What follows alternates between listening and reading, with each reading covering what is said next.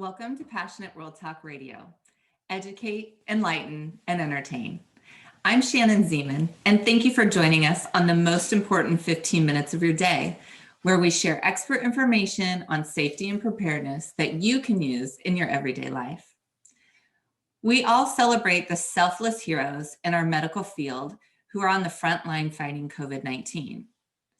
How can you be a hero and help save life? Have you ever thought of donating bone marrow? Well, today, my friend Denise Souza from Be the Match joins me to discuss the ways that you can make life-saving donations to a patient needing bone marrow transplant and provide us with answers to the myths of donating bone marrow. In 1995, Denise donated bone marrow for a child with leukemia. After having a positive donation experience, she knew that working with Be the Match was her life's calling. With her own personal experience as a bone marrow donor and having worked with several hundred donors over the last 20 years, Denise now uses that knowledge to manage a team of donor coordinators.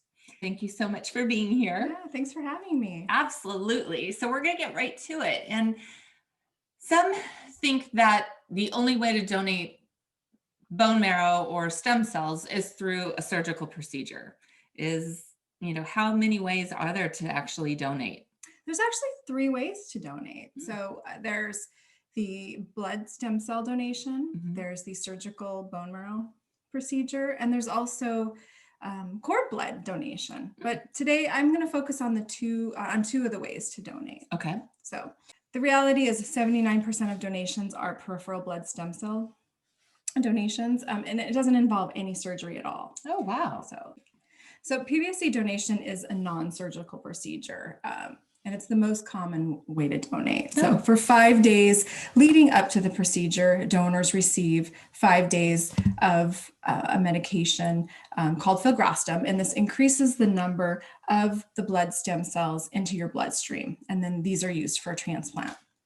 So some of your blood is removed through a needle in one arm, and it's passed through a machine that separates out the blood-forming stem cells, and then the remaining blood is returned to you through your other arm.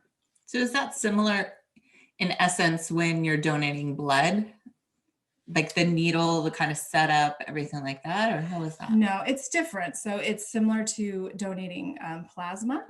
So if you've ever donated blood and you see donors on the other side of the blood bank. Yeah, they look like they're getting a little bit more done. So there's actually, there's a machine that's a cell separator that's involved in that. So it's very different. So, but it's not like, that's what you're saying. It's this way of donating isn't where you have to go into surgery, and it's not a lot of, downtime or recovery or anything like that. No, I like it's that. easier. So and so bone marrow donation is a surgical procedure, and this is an outpatient procedure. Typically, you receive anesthesia, and you feel no pain during the donation.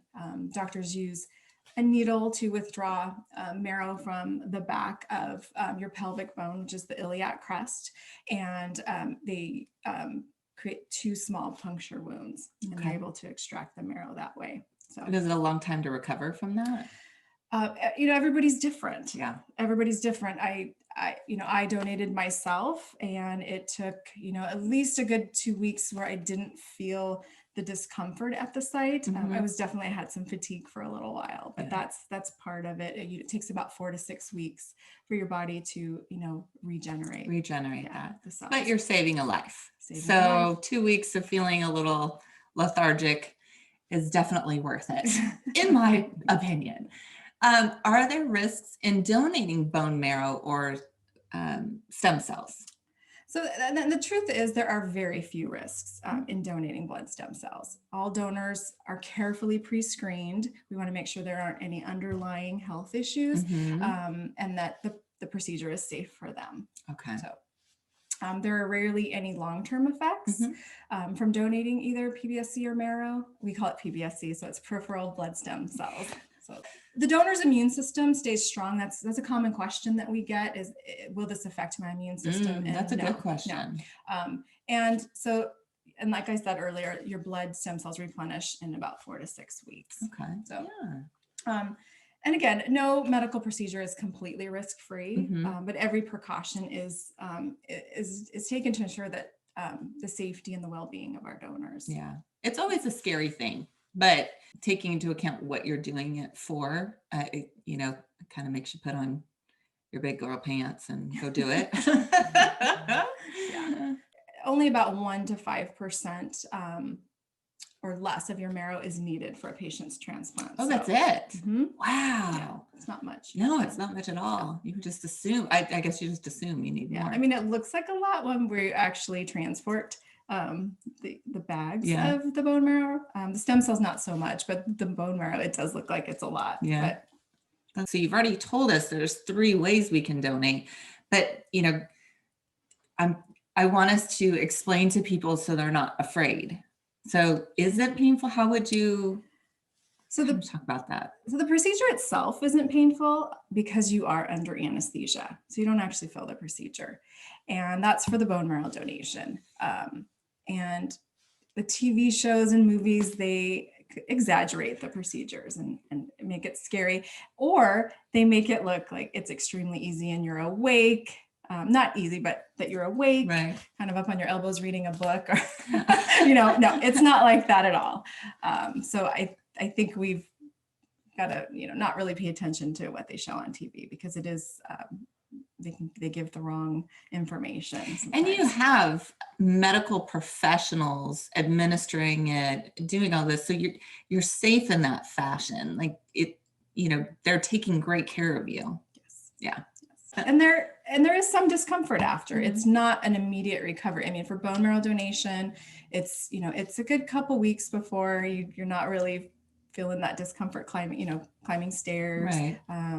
And you're able to kind of bend down and pick things up. Yeah. And a little fatigue. Now with the peripheral blood stem cell donation, typically it takes about 3 days for our donors to feel like they're completely back to normal, but we follow up with every donor every week until they're fully recovered. Do you recommend donors have to take some time off of work? For the bone marrow donation, definitely, because you are you're sore from the actual procedure, and it's best to just take that time to rest. Self-care. Yeah. Yes. Perfect. Is it true that the best match is within your own ethnicity? This is true. This is definitely true. Ethnic background is an important factor when matching donors and patients. So patients are most likely to match someone of their own ethnic background. And that's because genetic type is inherited. Wow. So it's completely different than like blood can be universal. Yeah, blood's universal, depending on your blood type.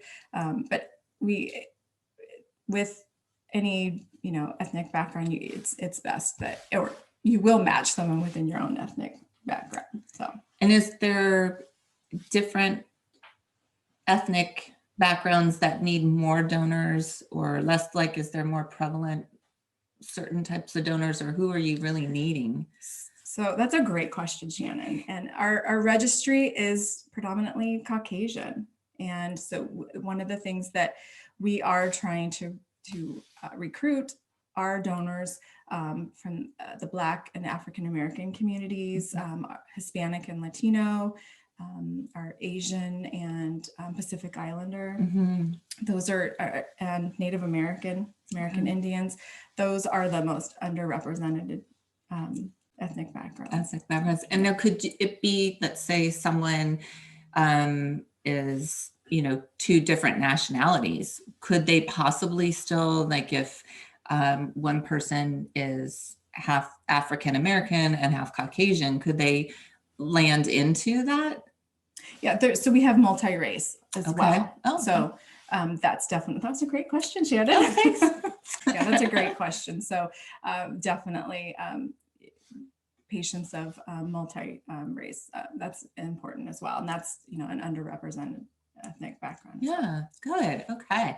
And then what are the age guidelines for joining the registry? Okay. So to join the registry, you have to be over 18, Okay. and you remain on the registry until your 61st birthday, unless you call and ask to be taken off. So that happens. We're looking at between 18 and 44, because this age group provides the greatest chance for transplant success. Okay. Yeah. So that's good. And our physicians that are requesting our donors to donate for their patients, they are requesting donors in between 18 and 44, 86% of the time. Wow. So it doesn't mean old gals like me won't be called again, but there's still hope. There's still hope. There's still hope. Yes. I love it. So, okay, for me, unfortunately, I don't have the option to donate because I'm a breast cancer survivor, and all these great things that my body has put forth to me. So, but I love Be the Match. I love what you guys are doing. And so how could someone like me, who unfortunately doesn't have the option to donate or just isn't at the point to donate right now, how can they get involved and help? That's such a great question. And we get this question a lot. So there's so many ways to help. So there's fundraising options, hosting a drive. During COVID-19, we're not really doing that. Volunteering. And one of the great ways to volunteer, which I'm so excited for you, is being a volunteer courier.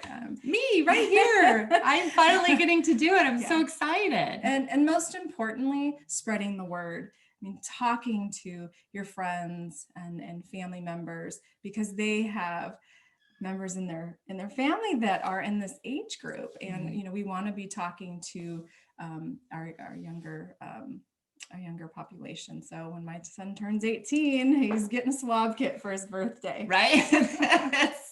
So as Denise just mentioned, I actually am so thrilled to be signed up as a volunteer, as a courier. So I get to actually transport and deliver these life-saving donations that people have made. And so I'm so excited for this opportunity to give back.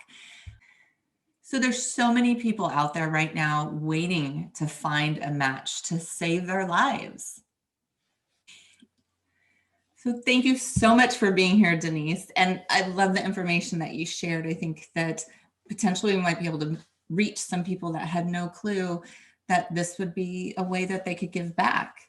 And is there anything else that you'd want to add to our conversation? So one of the things that I would like to share is that when a patient is searching, we sometimes hear from donors that they would only want to do it for a family member. And the truth of the matter is, when a patient's searching, the chance of finding a match within their siblings is only 1 in 4. Wow. Yeah, it's pretty low. So my example is I have 3 siblings, and 3 of us are on the registry, and I have a sister who's on the registry currently. And out of the 3 of us on the registry, we don't match each other. Wow, what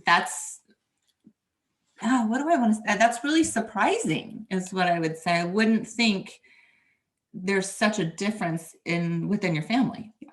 So it's, when we're looking at HLA antigens, and I'll make this brief, you take half of your antigens from mom and half from dad, and you can take the complete opposite. So you're not guaranteed to have a matched sibling.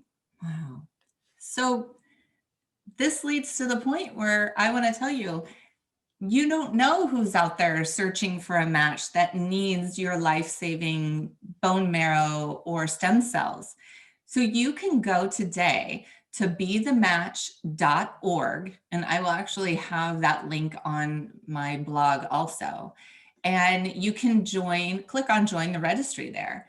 And after you register online, they just send you a cheek swab kit. That's it. So easy to join.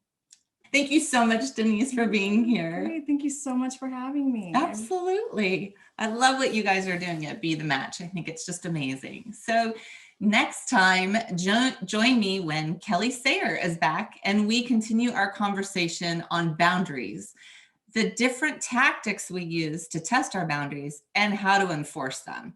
And thank you for listening to Passionate World Talk Radio. You've just been listening to the most important 15 minutes of your day with me, Shannon Zeman. And you can listen to my podcast anywhere you find your podcasts. And remember, with knowledge, you have the power.